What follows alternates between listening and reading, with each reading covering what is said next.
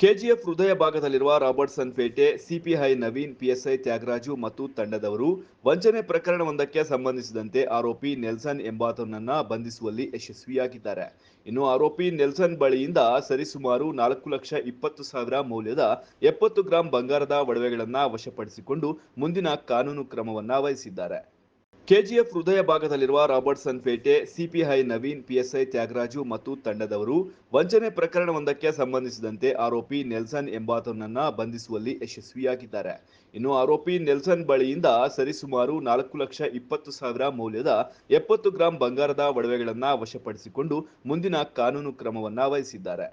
KGF ಹೃದಯ ಭಾಗದಲ್ಲಿರುವ Robertson ಪೇಟೆ ಸಿಪಿಐ ನವೀನ್ ಪಿಎಸ್ಐ ತ್ಯಾಗರಾಜು ಮತ್ತು ತಂಡದವರು ವಂಚನೆ ಪ್ರಕರಣವೊಂದಕ್ಕೆ ಸಂಬಂಧಿಸಿದಂತೆ ಆರೋಪಿ ನೆಲ್ಸನ್ ಎಂಬಾತನನ್ನ ಬಂಧಿಸುವಲ್ಲಿ ಯಶಸ್ವಿಯಾಗಿದ್ದಾರೆ.